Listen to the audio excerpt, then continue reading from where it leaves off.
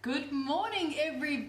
It is Bridget here from Bridget's Healthy Kitchen, the home of healthy, delicious. Thank you for joining me on this spectacular day, Sunday morning here in Sydney. The skies are blue, the sun is shining, still a little bit chilly, hence why she's still wearing the beanie. But in saying that, it is really spectacular. So greetings everyone, wherever you're joining me from. I hope that you are having a wonderful day wherever you are in the world, and whatever it is you are doing, I hope that you are safe.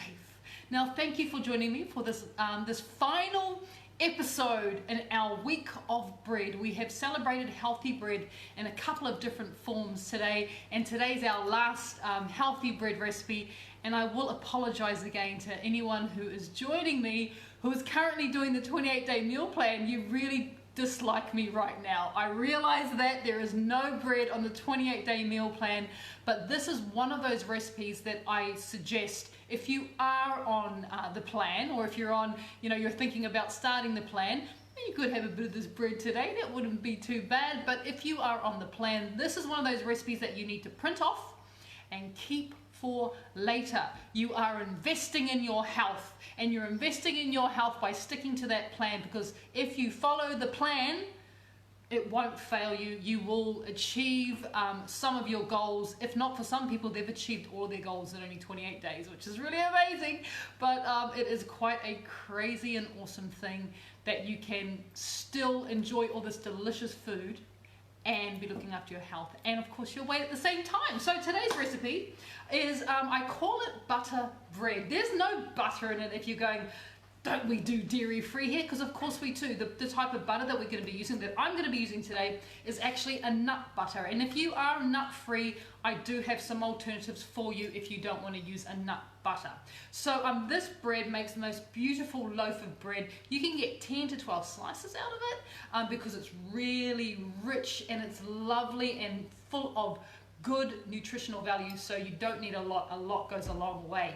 So come on down to my bench, let's get going. It's very quick, it's very easy, and of course it's very delicious. So come on down to my bench and we'll get going. So the first thing, as I was saying, I call this butter bread. It is made using nut butter, that's what I'm using. But if you don't want to use nut butter, there's nothing stopping you from using, I've got here just some sunflower seeds. As you can see, you can use a sunflower seed butter. You can make sunflower seed butter yourself by putting that into a processor and whizzing it until it resembles butter. Or you can also use pumpkin seeds, if you can see in there, those are pumpkin seeds. You can make a pumpkin seed butter as well. The type of butter that I'm going to be using today is actually a roasted almond butter. So it's literally just roasted almonds in here. And what I'm going to be adding into my bowl is I'm going to be adding 200 grams of our roasted almond butter. Now if you want to, if you find that in your part of town butter like this, almond butter or any type of nut butter is quite expensive, you can actually make it yourself as well. Just like you're making the seed butter, you can make your own almond butter. Just weigh off 200 grams of almonds, and from those 200 grams of almonds, throw them into your little food processor and keep on whizzing until you make this butter. Now the type of butter I'm using is, as I was saying, it's roasted. So you notice that I've got quite a dark butter because that's roasted almonds.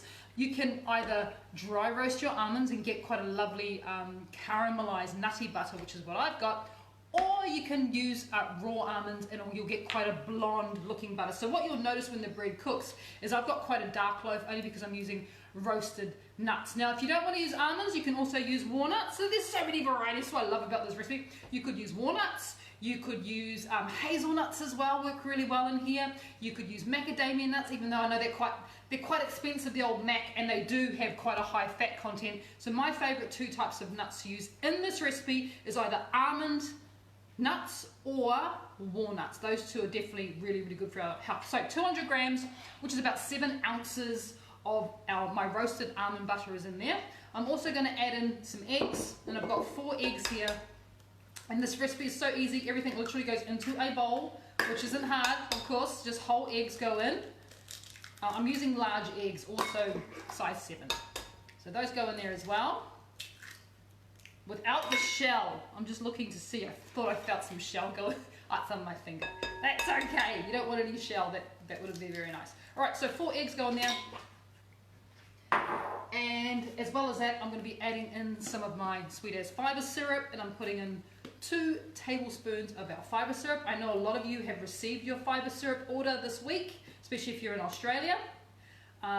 If you're still waiting on it, it's just a postage thing. It's all been sent out of the warehouse, and we're waiting for a new delivery of fibre syrup to arrive in the factory on Monday, and we can start packaging that as well. So 2 tablespoons of fibre syrup go in there.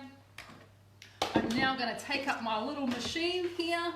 You can do this by hand, but oh my goodness, it's so much easier when you use a machine. So I'm just going to put mine on low to begin with. Always start on low, and if yours has got one of these little dials, medium, you know, max or low, always start on low. It's just going to be less opportunity for it to come and splash up on you. So give it a bit of a blend. You'll notice that one thing I forgot to mention, room temperature eggs you want here, not straight out of the fridge. And once you get to that sort of, you know, ability to mix it through, you can turn up the speed a little bit. Oh yeah, here we go. Woohoo! And you want to whisk for about 1 minute until it's really light, really creamy. And you'll notice that this will start to lighten up. Now, that was not supposed to happen. I actually, unfortunately, by accident, unplugged it. So I'm just going to plug it back in. If you're wondering why it stopped, eesh, that was because you do want to whisk it for about a minute. Because what that's going to mean, stay. What that's going to mean is you are going to get that lovely lightness from the mix, which is what we want.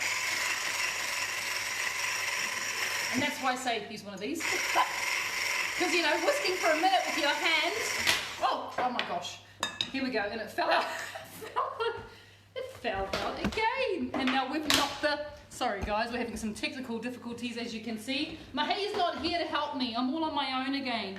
So I'm struggling a little bit. But he is moderating from afar.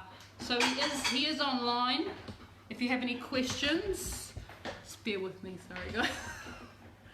Technical difficulty. Okay, I reckon we're good to go now. Are we? Good enough. All right, here we go. 1 minute, remember?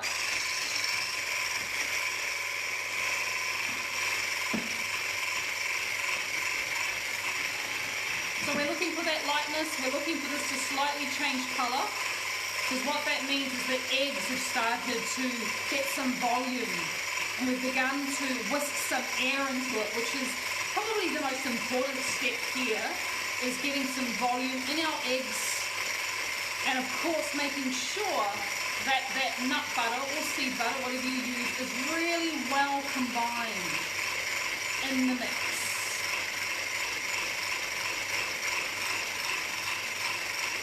Alright, that's looking pretty good now. Happy with that?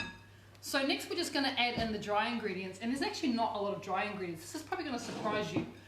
How little dry ingredients go into this. We're actually pretty much making this recipe out of that wonderful healthy fat, which is our butter, and of course the eggs as well. So I'm using almond flour, of course, but if you don't want to use almond flour, you can use another type of flour quite easily. It's up to you guys, but I am going to use, because I'm using almond butter, I'm using almond flour, and I'm actually only going to be putting in 30 grams, which is 1 ounce of almond flour goes in there. So you could use walnut flour, you could use obviously sunflower seed flour, pumpkin seed flour, any of those flours that you like to use, because you're only using such a small amount. So 30 grams, which is about 2 heaped tablespoons, a little bit more than that, goes in there. And then the only other dry ingredients that we need to consider is, of course, some salt. Half a teaspoon of a lovely mineral salt goes in there, balancing those flavours, and then just a little bit of baking powder, and I will be putting in 1 teaspoon of baking powder. Goes into our mix. We're going to go back to our machine, and we're going to give it, you know, another minute, but of course I've now introduced some new ingredients, so put the speed down again, just so we don't make a mess, and just kind of give it a bit of a pulse to get everything going. And once you're confident that there'll be no messes today in your kitchen, turn up the speed and give it about another minute. once again, we're going for lightness.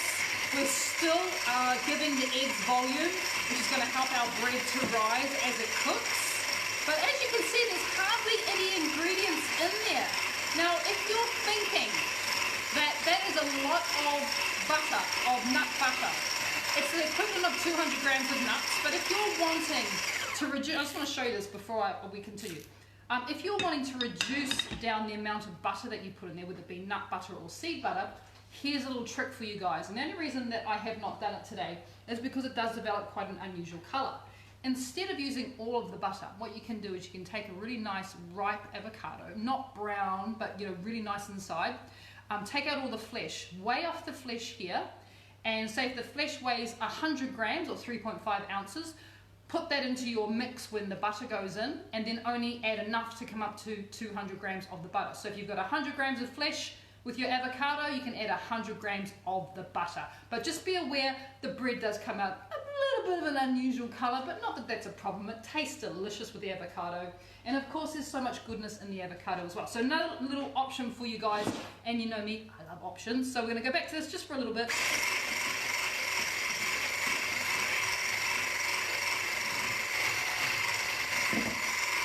If you're wondering how good this machine is, this is the best. I love this machine. It makes my nut butter, it makes my seed flour, and of course it does this sort of thing as well. So good.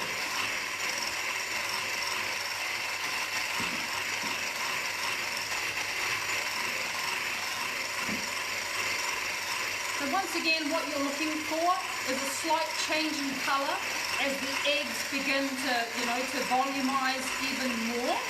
Slight change in color, will go a little bit lighter. It'll feel really, really creamy, which is important. And it is pretty much done. That is the mix done. So it's like I said to you guys, it is so easy to do. The hardest part about this was me organizing my machine so it stayed plugged in. That's the hardest part. All right. So my oven is currently sitting on 170 degrees Celsius, which is 320 degrees Fahrenheit. And I had myself a loaf tin. I have finally, you're not gonna believe this, I've actually measured it. I measured it this morning because I keep on saying, people ask me how big is the loaf, so I'm like, it's that big. It's actually 20 centimeters along there. Apologies, I don't know what the inches, what the breakdown is for inches, but it's 20 centimeter loaf tin. If you've got one smaller, you're just going to, which is fine, you're going to get a higher loaf. If you've got one longer, then you're going to get a flatter loaf. So just so you guys know, but at the end of the day, it's totally up to you. It doesn't really make too much of a difference. But my one, just in case you're wondering, is 20 centimeters. All right, so we're just going to scrape that wonderful batter into our loaf tin. Of course, I've got to mention, but you guys can probably see that I have lined that with non-stick baking paper. Definitely, this one needs to be lined if you're using a metal tin, because it will stick. Obviously, yes. And it just makes cleaning so much easier. So scrape everything you've got there, don't waste any of that wonderful butter. It is just so good for us. And if you are, like I said, if you're on maintenance or if you're not currently doing the 28-day meal plan, this is a type of recipe that you can make. It freezes really well, cut it into slices, lasts in the fridge for like nearly a week, and you make one of those, that's going to last you more than a week. So once you're at this point here, this now goes into the oven for between 30 to 35 minutes. So it doesn't take long to get cooked.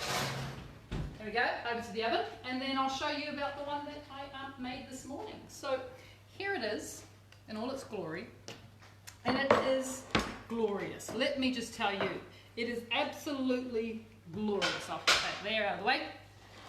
Glorious little loaf. We get this lovely little rise. I do like that. Just popped open there. That's fine. And what you get, you can sort of see the color, and that color is definitely made because of the color of the nuts, because they are roasted. Yes, we got a question. Yes, Coco. Someone asked, do you soak your almonds? Do I soak my almonds? If you're making your own almond butter, that's called activating your nuts. There is nothing wrong with you doing that, activating your nuts. There is a lot of research that says that if you do soak your almonds overnight and then allow them to dry out before you make your butter or make your flour, that there are some massive health benefits. So there's nothing stopping you from soaking your nuts or your seeds. And if you want to know more about that, activating your nuts, please feel free to Google it. Lots of health benefits by doing that as well. So really good question. So let's have a little look inside what we have, and don't forget, this is people go, but your bread's so small. It's so small because it's dense and it's nutrient dense. And the reason why supermarket bread loaves look like this is because there is literally nothing in them but flour. Flour, that's all there is, and we know how nasty white flour is for our health. So this is nutrient dense. This is rich, this is decadent, and what that then means is that you don't need a lot. A little goes a long way. So you can see that we've got some wonderful air bubbles in there, which of course were created by that whisking we were doing of the egg whites and that beautiful rise we were getting. But it's such a glorious, and look how easy it cuts. It is such a glorious piece of bread. And literally there's just like nuts and so a few eggs in there, and you get this. I just think it's brilliant. Now, if you want to freeze, definitely freeze it in slices. I like to freeze 2 slices together. You know, I cling film that, so when I'm ready for some bread, it comes out of the freezer and I defrost it straight into the toaster because, oh my goodness, let me tell you just how well these little beauties toast up. They toast up so well. And for me, and for Mahi as well, we normally have a couple slices like with our lunch because we tend to eat the biggest meal of the day at lunchtime for us. So it's just after lunchtime, usually about 1, 2 o'clock, and we tend to have a couple of slices of one of those breads that I created this week. If you haven't seen the other 2 videos, we made at the beginning of the week, we did a sandwich loaf, a blonde or white sandwich loaf. That was the first one that we did. On the following video is a couple of days later, is I did taught you guys my 3-minute sandwich loaf, just for someone who wants sandwich in a hurry. And of course today, you have this amazing nut butter loaf that you can now create and make it your own. Choose whatever seed or whatever nut you want to do, activate them or don't activate them, you know, just create it, make it your own. You'll find the most wonderful flavors that you'll get, and also colors. And don't forget, if you wanted to take out half the amount of butter, so go from 200 grams to 100 grams, there's nothing stopping you from replacing the extra 100 grams of nut butter with the flesh of an avocado. Just remember to weigh it off, because you want to get 200 grams or 7 ounces in total of butter, and this is butter. Avocado is butter. And then make up your bread, and I cannot wait to see your creations. Please share it with us on our private page, Bridget's Healthy Kitchen Family. And until then, I look forward to seeing you. In fact, I'm going to be seeing you guys tomorrow. Watch tomorrow, because next week, starting Monday here in Bridget's Kitchen, we are doing our salute to Indian cuisine, healthy Indian cuisine, starting tomorrow with the very first recipe I'm going to teach you guys tomorrow, which is, I can't wait to show you guys. It is so gorgeous and so glorious. So next week here in Bridget's Healthy Kitchen, it is our salute to healthy Indian cuisine, and I can't wait to share it with you. If we can't travel physically around the world, we can travel through our taste buds, which is going to be exciting. So join me tomorrow for our very first salute to Indian cuisine, and whatever you're doing today, I hope you enjoy it. Wherever you are, I hope you are safe, and I look forward to seeing you here again in Bridget's Healthy Kitchen. So thank you guys, and have a great day, and enjoy your bread. Thank you. Bye.